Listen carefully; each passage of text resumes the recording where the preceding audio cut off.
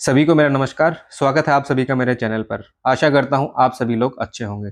आज के इस वीडियो में आरआरबी एनटीपीसी की अंडर ग्रेजुएट की जो 3058 पोस्ट आई हैं उसके बारे में अपन डिस्कशन करेंगे कि आप लोगों को किस जोन से भरना चाहिए और कौन सी पोस्ट आप लोगों को फर्स्ट प्रेफरेंस पे भरनी है।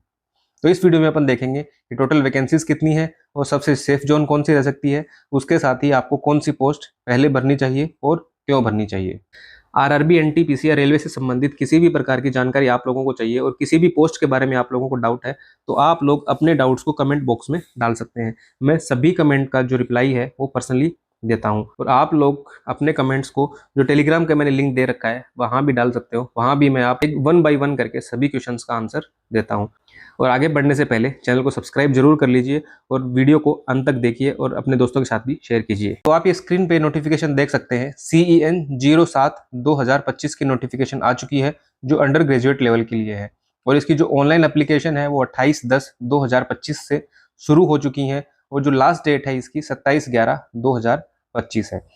इसमें 4 टाइप की पोस्ट आई हैं, जिसमें पहली पोस्ट है commercial cum ticket clerk, accounts clerk cum typist, junior clerk cum typist और train clerk. Commercial cum ticket clerk है वो लेवल 3 की पोस्ट है और बाकी सभी पोस्ट लेवल 2 की पोस्ट है। इसमें जो मेडिकल स्टैंडर्ड है वो 3 टाइप का मेडिकल स्टैंडर्ड अलग अलग पोस्ट के हिसाब से है।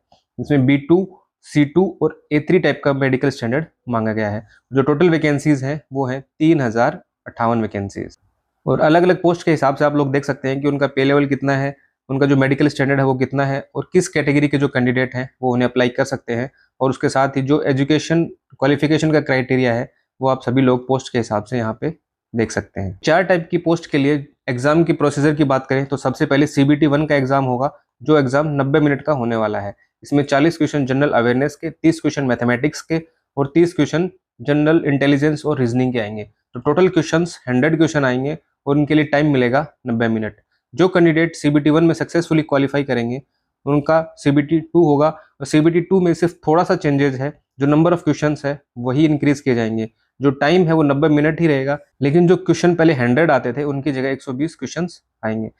तो CBT 1 और CBT 2 में ज़्यादा कुछ फर्क नहीं है। जो सिलेबस CBT 1 का है सेम सिलेबस CBT 2 का रहने वाला है। तो मेडिकल स्टैंडर्ड की बात करें तो अंडर ग्रेजुएट के अंडर अलग अलग टाइप की पोस्ट है और उनका जो मेडिकल स्टैंडर्ड है वो भी अलग अलग है। कुछ पोस्ट के लिए A3 टाइप का मेडिकल स्टैंडर्ड मांगा गया है, कुछ पोस्ट के लिए B2 और कुछ पोस्ट के लिए C2। तो कैंडिडेट्स को कंफ्यूजन रहती है कि हम किस पोस्ट को अप्लाई करें। तो यहाँ पे आप लोग अपने अपने विजन टेस्ट के हिसाब से देख सकते हैं कि किस पोस्ट के लिए आप ज़्यादा सुटेबल हैं, तो उस पोस्ट को आप सबसे पहले प्रेफरेंस दे सकते हैं। जैसे A3 कैटेगरी की बात करें, विजन टेस्ट होगा, नाइट विजन टेस्ट होगा और माइपिया का जो टेस्ट है वो होगा। अगर आप इसमें पास होते हैं तभी आप लोगों को मेडिकली फिट किया जाएगा। तो इस प्रकार का कोई भी टेस्ट C2 कैटेगरी के लिए नहीं होता। एक्चुअल में जब आप मेडिकल देने जाएंगे टेस्ट तो आप लोगों के सारे होंगे, लेकिन अगर आप लोग नाइट विजन या माइपिया वगैरह जो टेस्ट होता है उसमें फेल भी हो जाते हैं तो आपको C2 कैटेगरी के लिए मेडिकली फिट कर दिया जाएगा और जो भी C2 कैटेगरी की पोस्ट है उन सभी पोस्ट में आप लोगों को एलिजिबल मान लिया जाएगा। आप लोगों का जो भी मेडिकल क्राइटेरिया है आपकी आइज के हिसाब से, तो आप यहाँ पे देख सकते हैं कि आप किस क्राइटेरिया में फिट होते हैं और उसी क्राइटेरिया के हिसाब से आप लोग अपनी पोस्ट प्रेफरेंस भर सकते हैं। कैंडिडेट्स की इन्फॉर्मेशन के लिए आरआरबी के द्वारा एक इम्पोर्टेंट क्लोज और नोटिफिकेशन में दिया गया है। बहुत सारे कैंडिडेट होते हैं जो अपनी आइज में लेजिक सर्जरी करवा के रखते हैं, तो उन्हें कन्फ्यूजन रहती है कि सर हम किस पोस्ट के लिए एलिजिबल हैं, मेडिकली फिट हैं और कौन सी पोस्ट हमें चूज करनी चाहिए। तो इसके हिसाब से आप लोग देख सकते हैं जो कैंडिडेट A1, A2 और A3 कैटेगरी की पोस्ट प्रेफर करेंगे और उन्होंने लेजिक सर्जरी अपनी आइज में करवा रखी है तो वो इस मेडिकल कैटेगरी में अनफिट कर दिए जाएंगे। वहीं अगर B1 और B2 कैटेगरी की जो पोस्ट हैं तो उन सभी पोस्ट के लिए कैंडिडेट्स को फिट मान लिया जाएगा अगर उन्होंने लेजिक सर्जरी करवा रखी है। इसके साथ ही कुछ कंडीशंस हैं, अगर उन्होंने अपनी आंखों में लेजिक सर्जरी करवा रखी है तो ये कंडीशंस हैं। अगर इन कंडीशंस को वो फुलफिल करते हैं तो ऐसे कैंडिडेट्स B1 और B2 कैटेगरी के मेडिकल के लिए फिट कर दिए जाएंगे। और वहीं अगर C1 और C2 कैटेगरी के जो पोस्ट हैं उनके लिए अगर कैंडिडेट अप्लाई करते हैं और उन्होंने लेजिक सर्जरी करवा रखी है तो वो ऐसी पोस्ट के लिए फिट पाए जाएंगे। अब देखते हैं कि आप लोगों को किस जोन से फॉर्म अप्लाई करना चाहिए। तो देखिए, इसके लिए मैंने एक सिंपल सा एनालिसिस किया है। यहाँ पे मैंने जो 2019 की वैकेंसीज थी उसका जोन वाइज डेटा उठाया है कि किस जोन से कितनी वैकेंसीज थी और कितने टोटल फॉर्म आए थे, और उसके साथ मैंने कट ऑफ का एनालिसिस किया है। तो 2019 की जो वैकेंसीज थी वहाँ पे सभी लेवल की मिला के 35,281 वैकेंसीज थी और उसके अगेंस्ट 1,25,88,524 फॉर्म अप्लाई हुए थे। तो जो कट ऑफ है वो सभी लेवल के हिसाब से मैंने लिख ली है और ये जो भी डेटा मैंने लिया है ये आरआरबी की ऑफिशियल साइट से मैंने उठाया है। तो यहाँ पे सबसे ज़्यादा वैकेंसीज की बात करें तो प्रयागराज में सबसे ज़्यादा वैकेंसीज थी और जो नंबर ऑफ फॉर्म्स है वो भी प्रयागराज में सबसे ज़्यादा आए थे। और उसकी कट ऑफ की बात करें तो लेवल 6 की जो कट ऑफ है वो 60 से 78 मार्क्स रही थी। जो ये 60 मार्क्स हैं ये मिनिमम मार्क्स हैं जो एसटी कैटेगरी के हैं और जो 78 मार्क्स हैं ये यूआर कैटेगरी के हैं जो मैक्सिमम रहे थे। तो यहाँ पे जो कट ऑफ की बात करें तो लेवल 6 की कट ऑफ भी अच्छी खासी रही थी। लेवल 5 की जो कट ऑफ है वो भी 83 मार्क्स हाईएस्ट गई थी तो अच्छी खासी रही थी और लेवल 2 की जो कट ऑफ है वो भी अच्छी खासी रही थी। तो आप इस डेटा से देख सकते हैं कि सबसे ज़्यादा वैकेंसीज थी वहाँ पे फॉर्म भी सबसे ज़्यादा आए थे और कट ऑफ भी काफ़ी ज़्यादा रही थी। तो आप लोग नहीं कह सकते कि सबसे ज़्यादा वैकेंसीज हैं वहाँ पे मैं भर देता हूँ, वहाँ मेरे सिलेक्शन के चांसेस ज़्यादा हैं। तो ये मिथ आप बिल्कुल भूल जाइए, ऐसा नहीं होने वाला है। और अब की बार जो वैकेंसी है वो भी काफ़ी कम है। तो प्रयागराज में वैकेंसी ज़्यादा थी, फॉर्म भी ज़्यादा आए थे और कट ऑफ भी ज़्यादा गई थी। वहीं अगर एक अजमेर की बात करते हैं जो हमेशा ही अजमेर, भोपाल और चंडीगढ़ जोन है वो हमेशा ही रेड जोन में रहते हैं, वहाँ पे कट ऑफ ज़्यादा रहती है हमेशा। देखिए यहाँ पे जो वैकेंसीज थी वो 1773 थी और जो फॉर्म है वो 8.5 लाख के आसपास फॉर्म आए थे। कट ऑफ देखिए यहाँ पे जो कट ऑफ है लेवल 6 की वो 42 से 56 मार्क्स और जो लेवल 5 की जो कट ऑफ है वो 77 से 85 मार्क्स और लेवल 2 की जो कट ऑफ है वो 64 से 78 मार्क्स। तो इस डेटा से क्या पता लग रहा है, जहाँ पे प्रयागराज में सबसे ज़्यादा वैकेंसीज थी उसकी कट ऑफ अजमेर से भी ज़्यादा गई है और अजमेर में कम वैकेंसीज थी फिर भी यहाँ पे कट ऑफ कम गई है। और थोड़ा एनालिसिस और कर लेते हैं। मुंबई जोन की बात करें, मुंबई में सेकंड हाईएस्ट वैकेंसीज थी, यहाँ पे फॉर्म 11.5 लाख के आसपास आए थे। कट ऑफ देखिए लेवल 6 की जो कट ऑफ है वो 56 से 73 मार्क्स। लेवल 5 की कट ऑफ देखिए बहुत कम कट ऑफ गई थी यहाँ पे 47 से 67 मार्क्स और जो लेवल 2 की कट ऑफ है वो 60 से 74 मार्क्स ये CBT 2 की गई थी। उसके बाद थोड़ी सी कट ऑफ और बढ़ी थी यहाँ पे जब टाइपिंग के बाद फाइनल मेरिट आई थी। तो जो CBT 2 तक जो कट ऑफ गई थी उसका एनालिसिस मैंने यहाँ पे किया है। देखिए मुंबई में सेकंड हाईएस्ट वैकेंसी है, फॉर्म भी ठीक ठाक आए थे लेकिन फिर भी यहाँ पे कट ऑफ कम गई थी। मालदा की बात करें तो मालदा में वैकेंसीज भी कम थी, फॉर्म भी कम आए लेकिन कट ऑफ देखिए लेवल 6 की कट ऑफ तो 42 से 45 गई थी लेकिन लेवल 5 और लेवल 2 की कट ऑफ देखिए हाईएस्ट जो कट ऑफ है यहाँ पे 83 और 80 मार्क्स लेवल 2 की रही है। तो आप लोग ये नहीं कह सकते वैकेंसीज को देख के कि यहाँ पे कम वैकेंसीज हैं तो ज़्यादा कट ऑफ जाएगी और यहाँ पे ज़्यादा वैकेंसीज हैं तो कम कट ऑफ जाएगी। देखिए मैंने प्रयागराज का एग्जाम्पल दिया, सबसे ज़्यादा वैकेंसीज थी लेकिन कट ऑफ अच्छी खासी गई। अजमेर का एग्जाम्पल दिया, अजमेर में वैकेंसीज कम थी लेकिन कट ऑफ भी कुछ ज़्यादा जो प्रयागराज जोन है उसके कंपेरिजन में नहीं गई है। वहीं मालदा की बात करें वैकेंसीज भी कम थी, फॉर्म भी कम आए हैं लेकिन जो कट ऑफ है वो अच्छी खासी रही है। तो डिपेंड करता है कि वहाँ पे किस टाइप के कैंडिडेट्स ने ज़्यादा अप्लाई किया है। तो आप लोगों को मैं सजेस्ट करूँगा कि इस कट ऑफ के फेयर में ना पढ़ते हुए आप लोग अपनी जो होम जोन है वहाँ पे फॉर्म अप्लाई करें और वहाँ पे अच्छी मेहनत करें कि आपकी जॉब एक सुनिश्चित करें। क्योंकि कुछ टाइम के बाद अगर आप कहीं भी देश के किसी भी कोने में जॉब ले लेंगे तो आप लोगों को एक हमेशा मलाल रहेगा कि मुझे घर के पास जाना है। तो आप लोग फिर से फॉर्म अप्लाई करेंगे, फिर से एग्ज़ाम देंगे और आप अपने जो भी आपका लाइफ साइकिल है उसी एक चक्कर में फंस के रह जाएंगे। तो इससे अच्छा है आप लोग अपनी होम जोन में अप्लाई करें, वहाँ अच्छी मेहनत करें और अपने घर के नज़दीक एक अच्छी पोस्ट लें।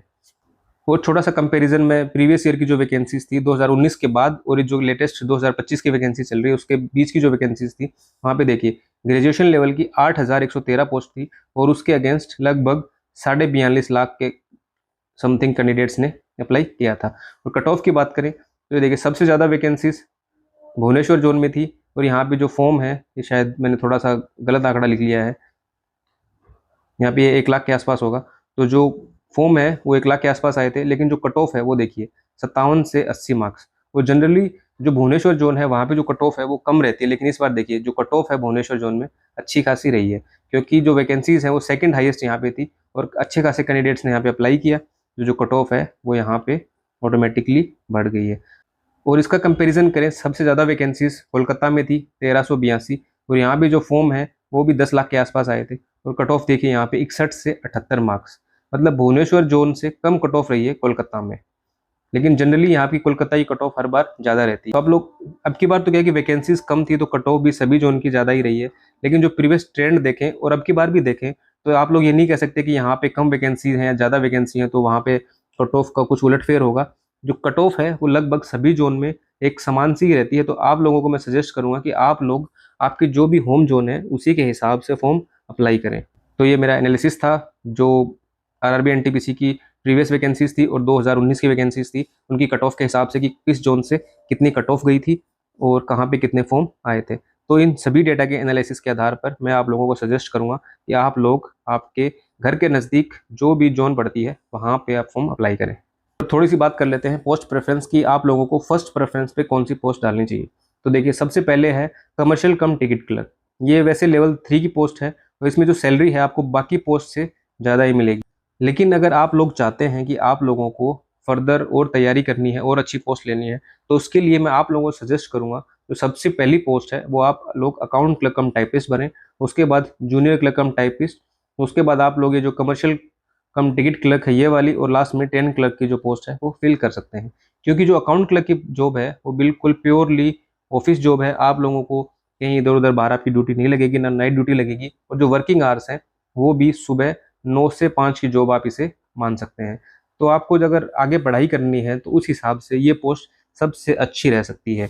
और जो मेडिकल स्टैंडर्ड की बात करें वो भी इसमें C2 है। अगर कुछ कैंडिडेट हैं उनकी आइज़ में प्रॉब्लम है, आई साइट वीक है, तो वो लोग इस पोस्ट के हिसाब से मेडिकली भी बिल्कुल फिट सेट होंगे। तो आप लोगों को मैं सजेस्ट करूंगा पहले नंबर पे अकाउंट क्लर्क कम टाइपिस्ट, दूसरे नंबर पे जूनियर क्लर्क कम टाइपिस्ट, क्योंकि ये जो जॉब है ये भी 9 से 5 की जॉब है और इसमें भी आप लोगों को पढ़ाई के लिए अच्छा खासा टाइम मिल जाएगा।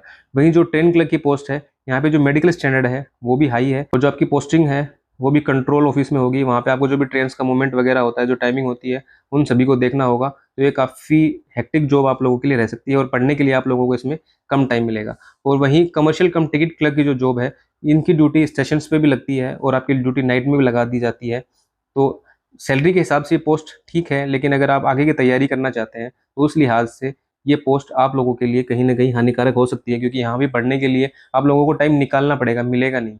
जो अदर जो पोस्ट मैंने आपको बताई अकाउंट क्लर्क और जूनियर क्लर्क, यहाँ पे टाइम आपको मिल जाएगा, निकालने की ज़रूरत नहीं है। यहाँ पे आपको पढ़ाई के लिए फुल टाइम मिलेगा। लेकिन बाकी जो तो पोस्ट हैं इन पोस्ट में आप लोगों को पढ़ने के लिए टाइम निकालना पड़ेगा। तो पोस्ट प्रेफरेंस में सबसे पहले इस पोस्ट को भरना है, सेकंड नंबर पे इस पोस्ट को भरना है, 3 नंबर पे इस पोस्ट को, और 4 नंबर पे जो ट्रेन क्लर्क की पोस्ट है इसको आप लोग फिल कर सकते हैं।